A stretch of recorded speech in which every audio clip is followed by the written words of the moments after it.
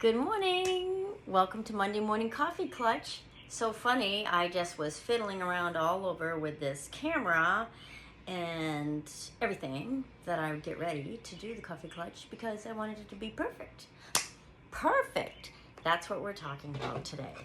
Perfection, right? First of all, what is perfect? Perfect, according to Merriam-Webster Dictionary, is a state of completeness, flawlessness, or supreme excellence. Can be seen as ideal, an aspiration, or a quality something possesses.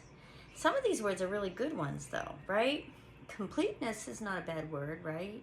Or aspiration. But if you look at some of the synonyms of perfection are greatness, supremacy, importance, superiority, flawlessness or faultlessness, worth, value, and notability. Ooch.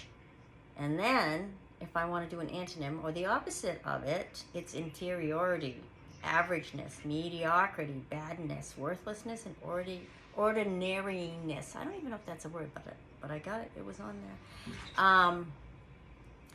So when we think we're not, okay, we want to be perfect, and then we go to that spot where we're going, well, if we're not perfect, we're worthless. Eee, that's bad, right?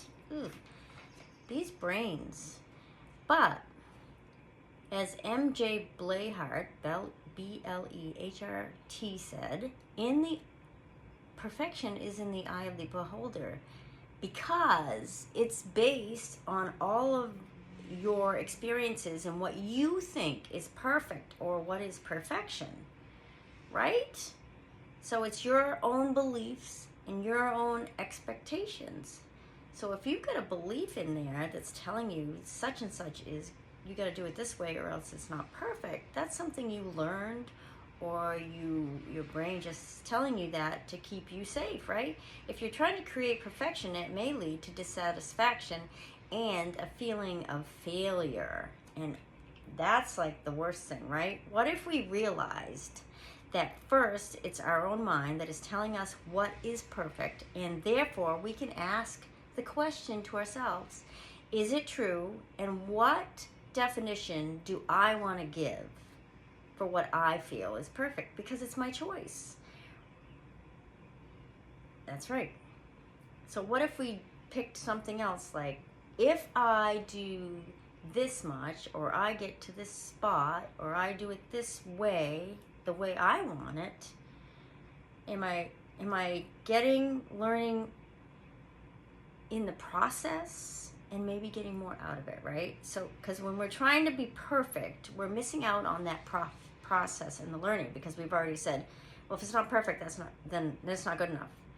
The all or nothing will lead us to frustration, dissatisfaction, comparison, procrastination, depression, and anxiety. All the things we don't want.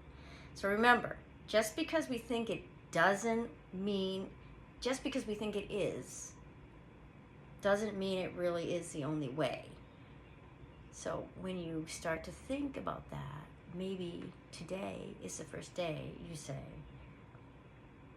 this is my idea of perfect. I'm going to change this around. Perfect is, I'm going to have an imperfect creative day. How about you?